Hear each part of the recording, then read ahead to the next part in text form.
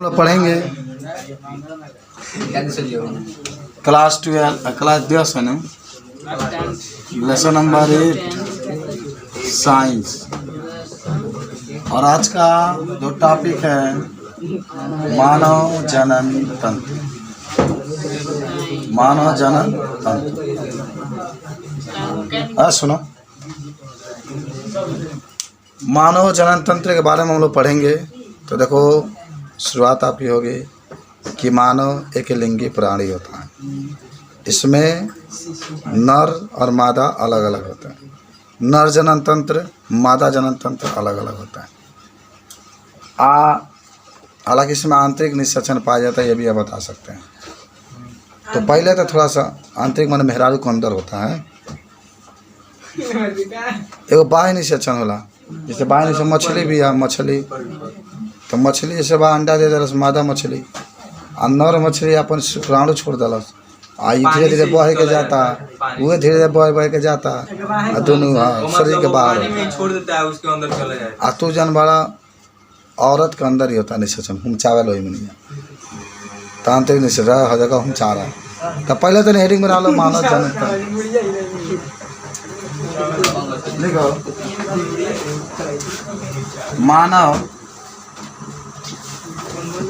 एक लिंगी प्राणी है।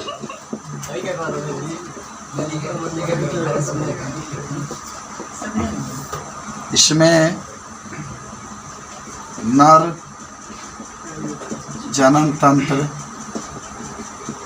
और मादा जनन तंत्र अलग अलग है।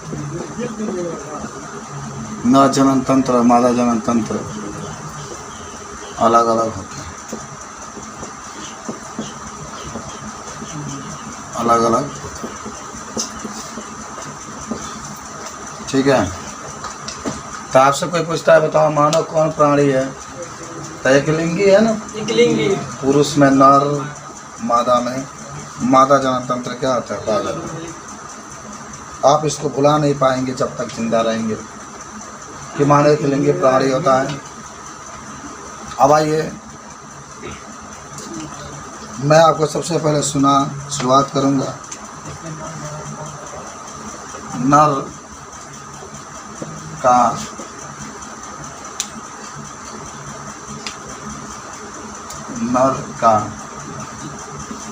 प्राथमिक गौण लैंगिक लक्षण। शुरुआत हो चुका है कहानी।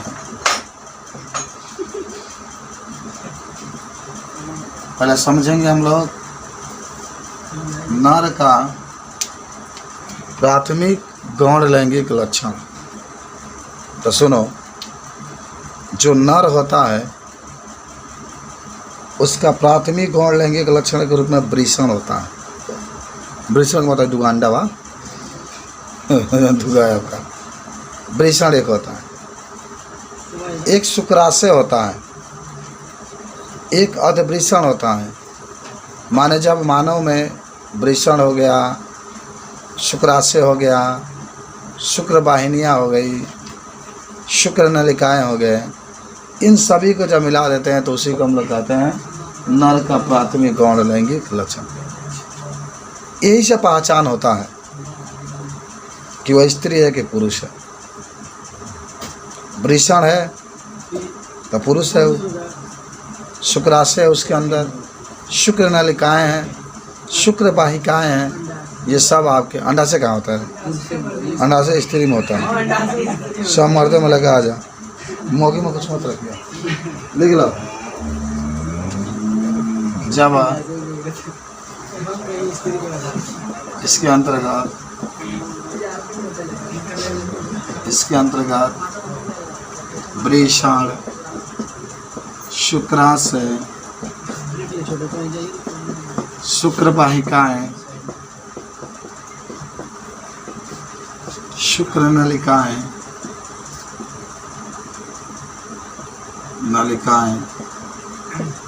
इत्यादि उपस्थित होती है। इत्यादि उपस्थित होती है। यह नर का प्राथमिक गौण लैंगिक लक्षण। देख लोग को बढ़िया सब पर लिखना, सब लोग ना तो बढ़िया ज़्यादा पढ़ा जाए। बात समझ रहे हो, सब पर ही लिखना।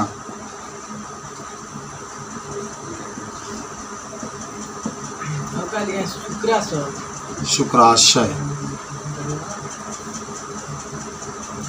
हो गया, अब तुम समझो। अब हमारे पास है विवेक बाबू, चंगा तो पहचान जवान हो गई वाला, तो नर का तृतीय गौण लैंगिक लक्षण। अभी विवेक जवान नहीं हुआ है, अभी लड़का है ना, है वो तो आदमी को भौतिक देते वही होता है नर का तृतीय गौण लैंगिक लक्षण। आखिर क्या होता है, क्या है बताएं, पहले बताया था तब आप लोग प्राथमिक तो जानेंगे, तन तृतीय जानिएगा, सुनिएगा ध्यान से। तृतीयक में क्या होता है, आवाज अब चल, आवाज जो होता है मधुर होने लगता है, माने भारी होने लगता है। पुरुष में जब जवानी आई जानते हो कौन उम्र में चालू हो जाता है, 13 से 15 वर्ष के अवस्था में पुरुष में। स्त्री में पहले चालू हो जाता है 11 से 13 वर्ष में। आवाज़ भारी हो जाएगा, कंधा मजबूत हो जाएगा, पूरा बाल उग जाएंगे छाती पर, यही पर मन जहाँ जाओगे तहाँ तो बाल। हाँ पहले हो जाता है। तो ओकनी के अंदर कैपेसिटी होता है ना 45 से लेकर 50 के बीच में उनका MC आना बंद है। जब MC आना बंद तो बच्चा नहीं उत्पन्न हो सकता। हाँ तो मान लो कि अब तू जीवन होगा 50 साल से 55 के बाद खड़े ना तो जीवन में क्या करोगे।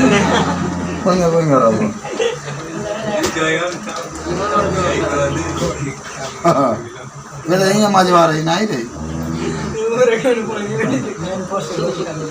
तो नर में कौन कौन गुण होला जो ना सामने पहुँचा कि जवानी चढ़ गया। शरीर पर बाल उग जाते हैं,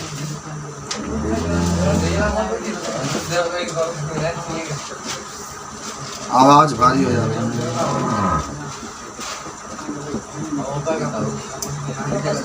आवाज भारी हो जाता है, मधुर हो जाता है। वो लड़की की जवाई तो छाती और कंधा मजबूत हो जाता है।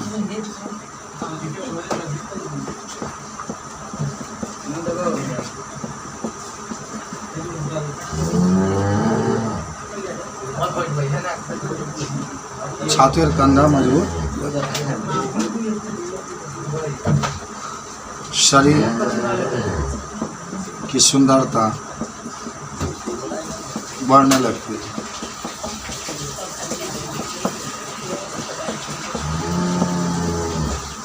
शरीर की सुंदरता क्या होती है, बढ़ने। सब आपके कौन है, द्वितीय आ जाओ, द्वितीय टका आ जाओ, चले जाएंगे आ जाएंगे, चले जाएंगे। दिक्कत ये होता है आपका नर का तृतीय गौण लैंगिक लक्षण। समझ रहे हो, इधर बैठ जाओ, तुम लोग हवा लगेगा। सब बात नहीं बता सकते,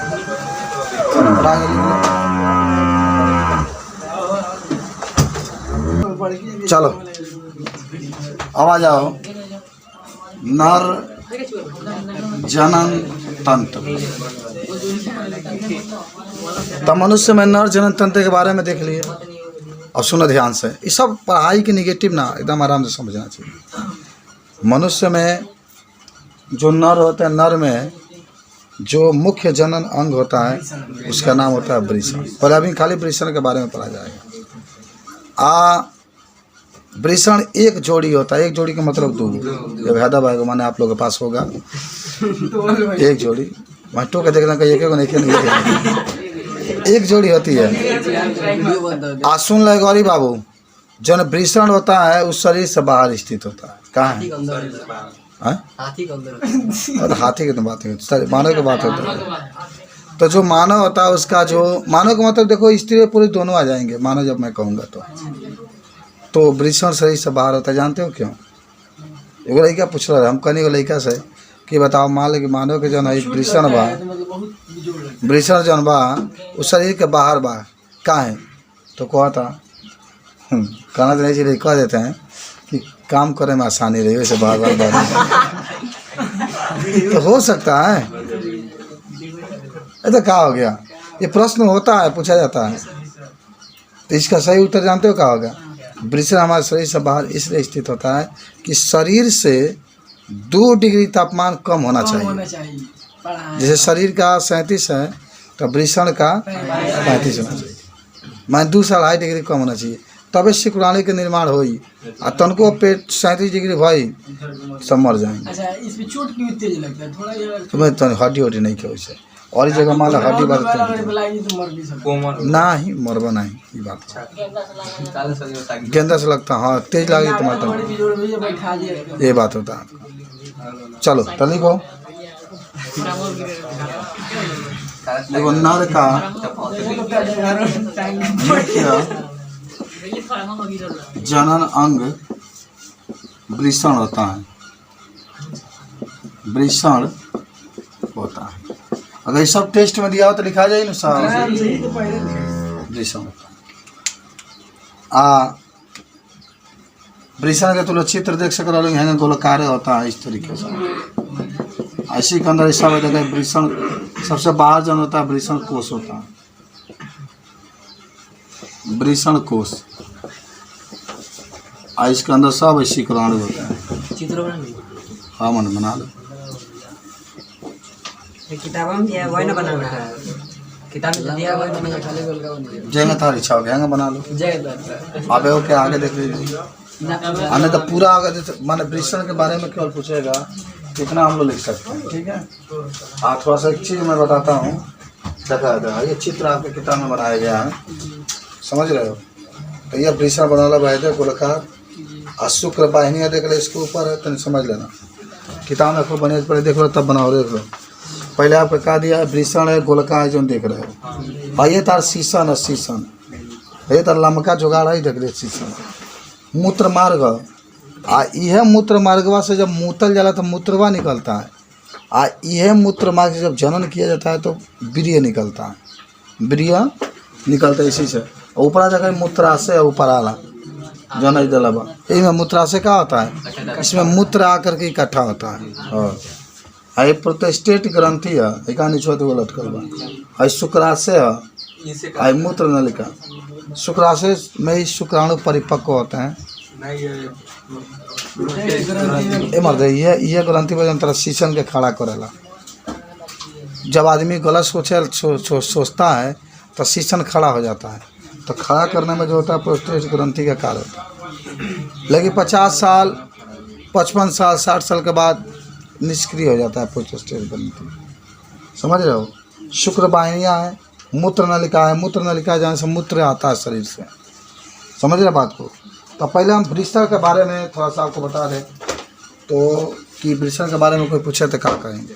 माने मुख्य जनन अंग अगर कोई पूछता है कि जो मनुष्य होता है, जो नर होता है, नर का मुख्य जनन अंग का नाम बताइए, तो क्या बताएंगे, वृषण। सुनो, वृषण जो होता है वृषण कोष में स्थित होता है। किसके कोष में? वृषण की संख्या 1 जोड़ी होती है, यानी इसकी संख्या 2 होती है। जो वृषण होता है इसी में शुक्राणु का निर्माण होता है। वृषण में किसका निर्माण होता है? शुक्राणु। वृषण का ताप शरीर के ताप से 2 डिग्री कम होता है, इसलिए कम होता है। जब 2 डिग्री कम होगा तभी वृषण में किसका निर्माण होता है? हाँ, शरीर के तापमान के बराबर तापमान अगर हो जाएगा तो शुक्राणु का निर्माण नहीं। अब ये कहानी समझ में आ रही, क्या बोले हैं? हाँ, तो लिख लो।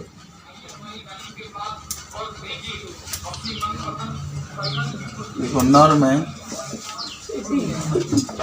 पहले एक काम करो, वृषण लिख लो नीचे, तब देखो इनकी संख्या कितनी होती है? 1 जोड़ी होती है। इनकी संख्या 1 जोड़ी होती है। किसकी संख्या? वृषण। लिखना कि वृषण कोष में स्थित होता है। वृषण कोष में स्थित होता है,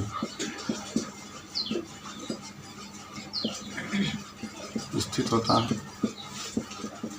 इसका तापमान शरीर के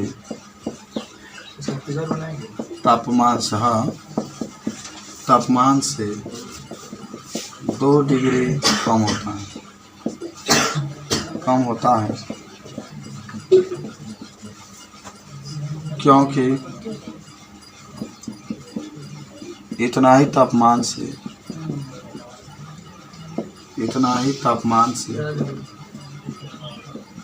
वृषण में शुक्राणु का निर्माण होता है।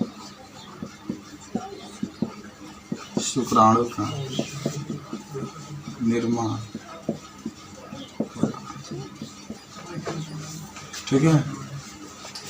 चलो दादी लिखो, ये वृषण होता है।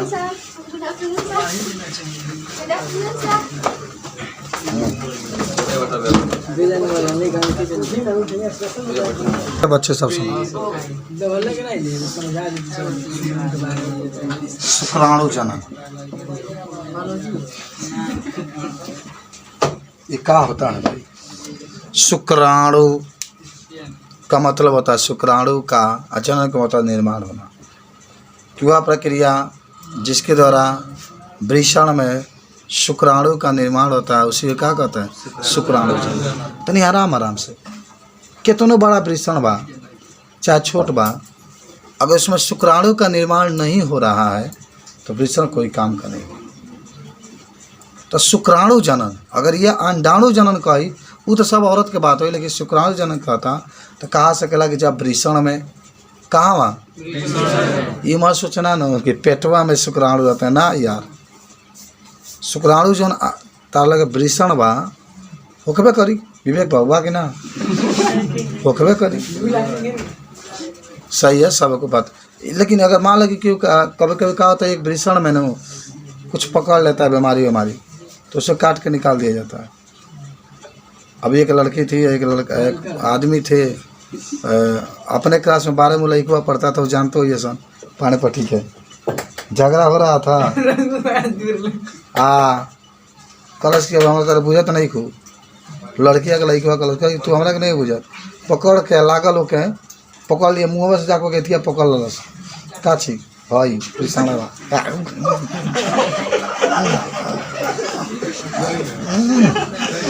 पूरा ताकत लगा के एकदम चाप दिला सुन के।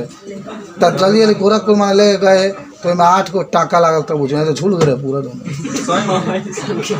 सही में कोई जानता है इस बात को? पाड़े पट्टी के जानते होंगे। चलो हाँ दसवा जानता है, वो जानता है। चलो लिख लो जब, हाँ यार गलत कर रहे हैं।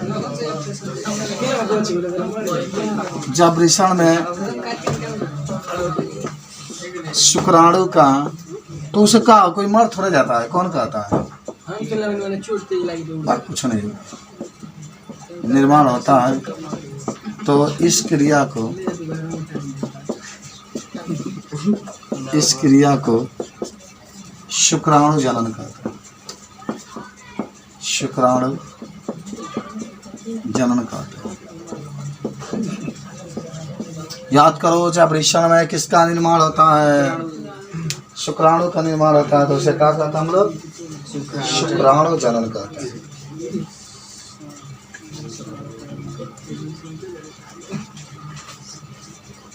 शुक्राणु जनन जब भी पड़ेगा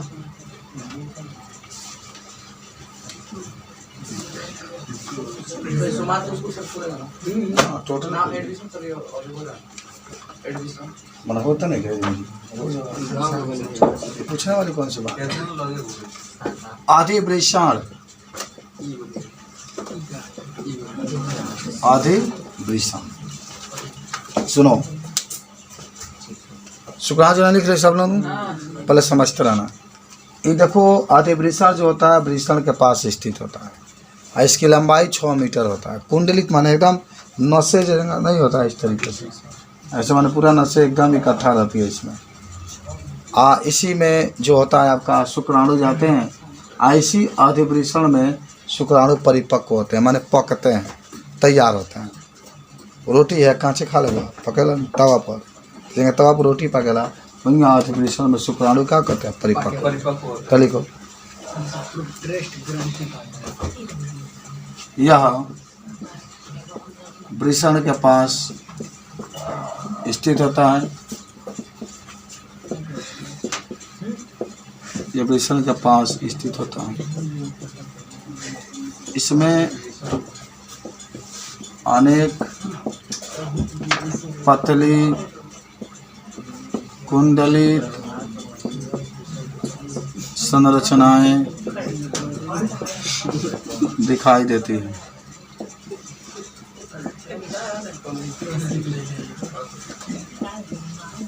इसी में शुक्राणु परिपक्व होते हैं। शुक्राणु परिपक्व होता है। आपसे पूछा जाता है क्या वृषण क्या होता है? तो शुक्राणु किसमें परिपक्व होता है? हाँ, इसको मत भुलाना बाबू। अति वृषण में शुक्राणु परिपक्व होते हैं।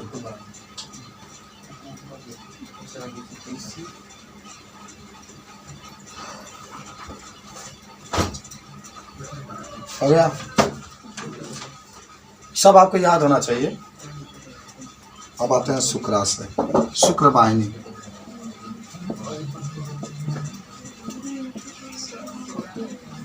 शुक्र वाहिनी प्लस समझ लेते हैं लिखना। देखो कहोगे ना कि जो वृषण होता है, ये वाला वृषण, इसमें से एक पतली नली निकलती है जो जा करके शुक्राशय में खुलती है। समझो क्या कहें? वृषण ये है, एक पतली नली है, आज जाके किससे जुड़ गई? शुक्राशय से। तो जो इसी जो ये नली जो देख रहे हैं, इसी को शुक्र वाहिनी कहते हैं। मतलब वाहिनी का मतलब बहने वाली, शुक्र वाहिनी का मतलब क्या हुआ? शुक्र का मतलब क्या हुआ? शुक्राणु। और वाहिनी का मतलब बहने वाली, पतली पतली नसें होती है। तो एक प्रकार की नली होती है शुक्र वाहिनी, जिसमें से शुक्राणु वृषण से निकल कर किसके अंदर प्रवेश करता है? शुक्राशय के अंदर। कहेंगे कि शुक्र वाहिनी एक नली होती है जिसके द्वारा जो शुक्राणु होते हैं वृषण से निकल कर शुक्राशय में क्या होते हैं? पहुँचते हैं। वाहिनी का मतलब बहने वाला, नली। तो लिख लो शुक्र वाहिनी एक पतली नली होती है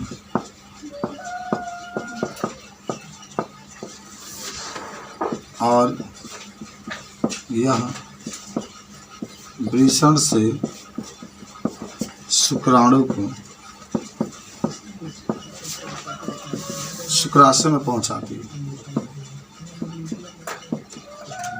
शुक्राशय में पहुंचाती है। बहुत सिंपल सा है। यही है आपके वृषण और यही है शुक्राशय। अब वृषण में ही शुक्राणु होता है, तो जो शुक्र वाहिनियाँ होती है वह शुक्राणु को वृषण से कहाँ पहुँचाती है? शुक्राशय। उसा भी को भगवान बना दिया है कि वृषण में बनेगा, अब बन करके किस में जाएगा? चलो जल्दी से।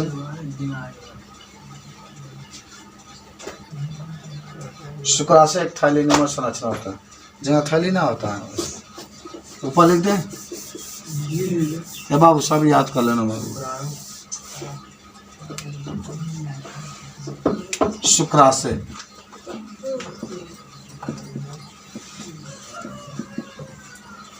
आप कह सकते हैं कि शुक्राशय, पहले लिख लो।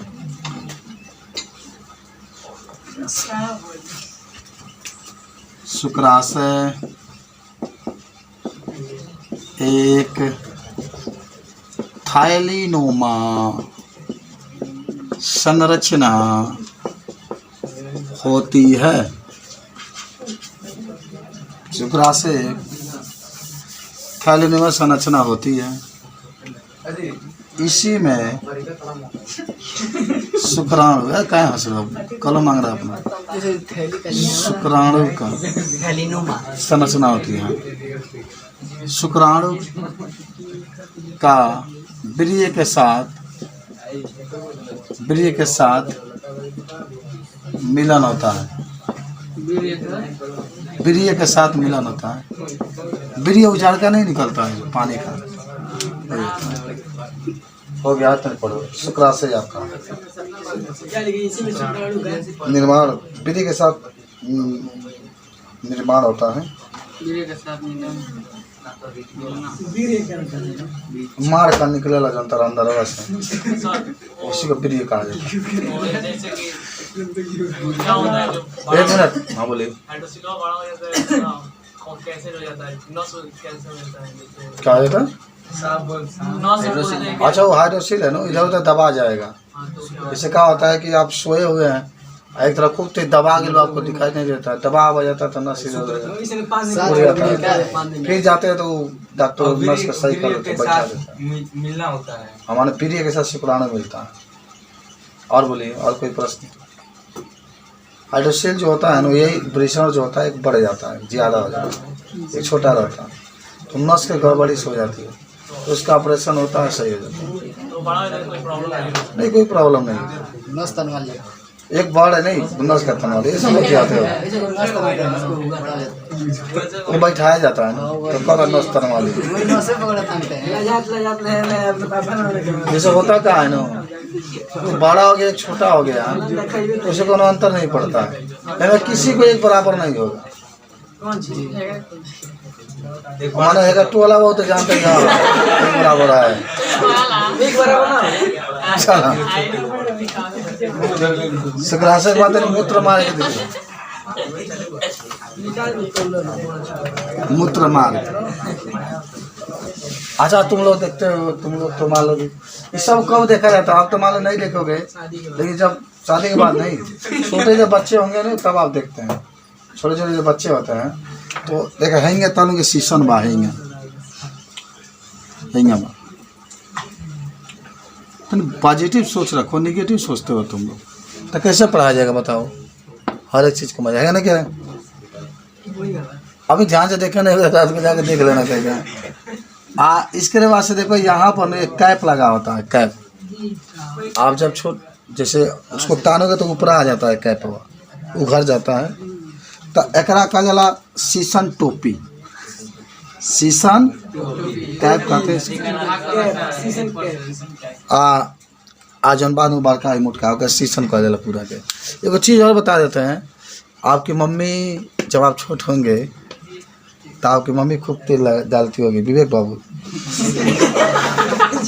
सब किसी को ये हंसने कौन बात है भाई, सबकी मम्मी इसलिए कहती है कि चलो भाई तान करके हम लोग डाल देंगे तो शादी जब होगी अपनी पत्नी के पास ही जाएगा तो तनी महंगाएगा, कम कहेगा हमारे पास ताकत है, मेरी मम्मी ने इसमें तेल भरी है 5 लीटर। ये बात होता है, 5-7 लीटर तेल भरी है मौजूद। देखा ना आपके घर में छोटा सा बच्चा होगा तो जब मम्मी तेल लगाती है ना तो उसको फैला कर उसमें तेल लगा दिया जाता है। आई और ही जान जा, मुसलमान लोग को बड़ा ना हो सकेला, लेकिन तो नहीं ऐसा हमको लगता है ना जी, थोड़ा सा चमड़ा थोड़ा काटा जाता है।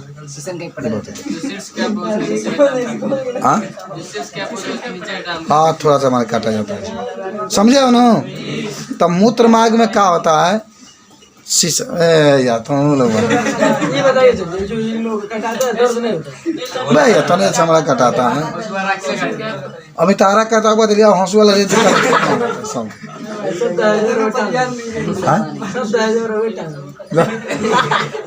तो दहेज मिलेगा। विवेकवा के चाचा बाड़ा नहीं बाबू, विवेकवा के चाचा बाड़ा। हाँ चल गए। हाँ ये मूत्र मार्ग होला तो जब मूत्र के जरूरत होला तो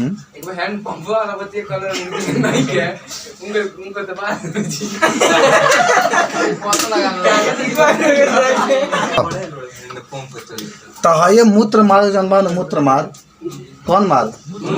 तो जब मूत्रते हो तो मूत्र निकलता है, और जब जनन किया जाता है तो उसी में से वीर्य निकलता है। दोनों के एक रास्ता है, वीर्य भी निकलता है, तो एक मतलब रुक जाता है। हाँ अभी तरह वीडियो फेंकता है मुँह तो करो, दोनों एक साथ नहीं होगा तरीके वो नस अलग अलग है ना, वही मतलब एक निकलता है तो एक रुक जाता है। हाँ कौन फाड़ता?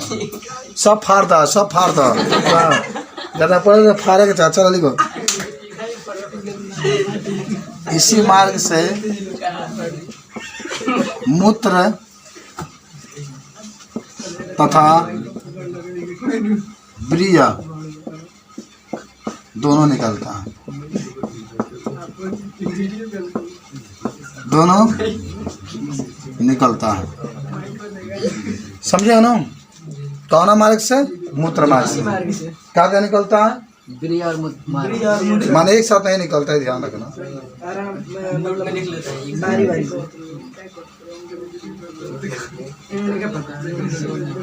आ जाओ। अब हम आपको बता देते हैं कि थोड़ा सा सहायक ग्रंथियाँ पूरा याद हो गया है ना? देखो बहुत में टाइम लगता है पढ़ाने में, लेकिन मैं थोड़ा आपको धीरे धीरे पढ़ा करके सिखा रहा हूँ। लिख लेना कि देखो पहले समझ लो, जो पुरुष होते हैं ना उसमें कुछ ग्रंथियाँ पाई जाती है। कॉपर ग्रंथियाँ, प्रोस्टेट ग्रंथि, ये प्रोस्टेट ग्रंथि है जिससे आपका शीशन खड़ा होता है, नहीं तो खड़ो नहीं होगा। कौन ग्रंथि? लिख लेना कि जनन 50 साल के बाद ये निष्क्रिय हो जाता है। नहीं, अभी तो मान लगे होता है, किसी किसी में 70 भी पहुंच जाता है। नर में कुछ सहायक ग्रंथियाँ पाई जाती है, सहायक ग्रंथियाँ पाई जाती है जो नर का, जो शुक्राणु का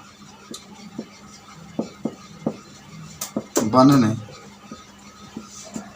तथा पोषण देने में योगदान देती है।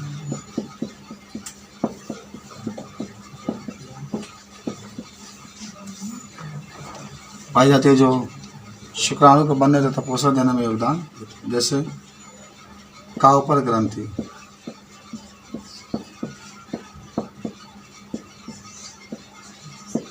प्रोस्टेट ग्रंथि, ये सब ग्रंथि ऐसा नाम लिख। सहायक ग्रंथि के रूप में शुक्राणु को बनने में, उसको पोषण देने में, सब भोजन करने की प्रक्रिया क्या करते हैं? पोषण। याद है ना? वो भोजन जब कम मात्रा में करते हैं तो हमको क्या हो जाता है? कुपोषण। काउपर, हाँ कापर नहीं है, काउपर ग्रंथि का नाम है। दूसरा क्या है? आई प्रोस्टेट ग्रंथि, दोनों माने शुक्राणु को बनने में सहायता करती है। क्या करती है? सहायता करती है। तो ये लिखो। हो गया। तो यह सब नर जनन अंग के बारे में, इसके बारे में कोई अगर पूछता है तो पूरा पूरा एकदम बता सकते। नहीं बता पाओगे? इसका फिगर बनाना है। किसका? नर्जन। हाँ यार अब बना लो। हाँ किताब में दिया उसको बना लेना। हाँ उसमें सब आ जाएगा। समझ रहे हो? अब तनी गौरी लिख लो, शीशा नहीं मिटाओ तनी। नहीं यार भारी का भाई कुछ नहीं। हम लोग जब पढ़ते थे तो रच रच के बनाते थे इसको, खूब दिक्कत। शीशन हमें तो बायोलॉजी में पढ़े हैं जी। बोलिए। देखो शीशन एक उत्तेजक अंग होता है, अंग होता है। इसी से ब्रिय लिखा शीशा में था। स्त्री के योनि में पहुंचाया जाता है। योनि में पहले तो पढ़ लो, कर बाद जानिए ना कहा।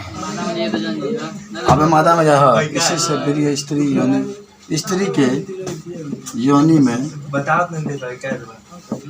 आगे जो स्त्री के बाहर हिस्सा होला ना, का इसी से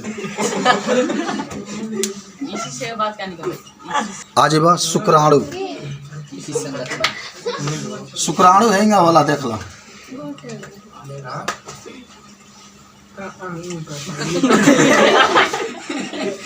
हाँ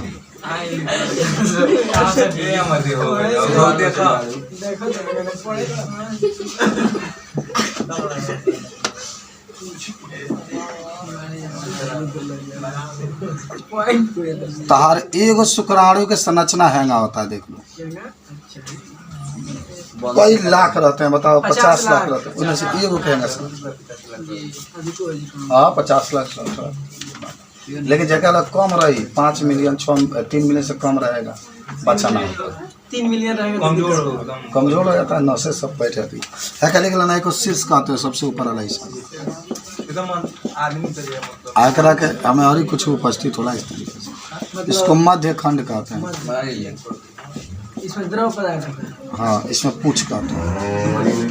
अरे इनमें गालजिकाय वगैरह, इनमें केंद्रक होता है, केंद्रक होता है इसमें, ऊपर गालजिकाय होता है।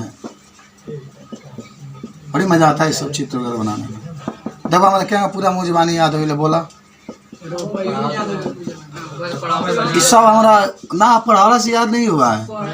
वो जब हम पढ़ते थे तभी बड़ा हमारा अच्छा लगा बायोलॉजी पढ़े में,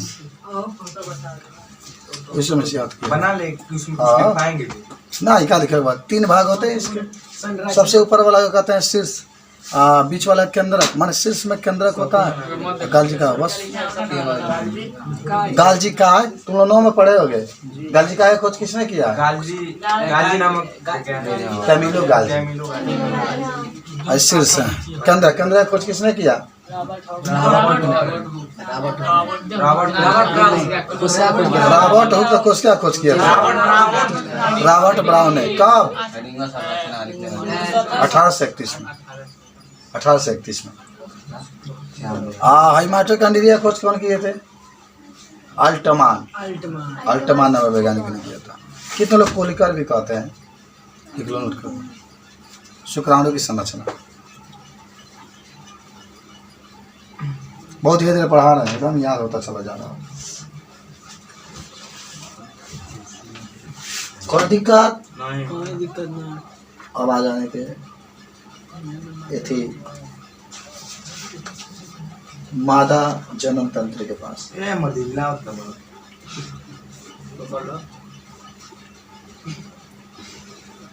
मादा जनन तंत्र में पहले इसको लिख लेता हूँ।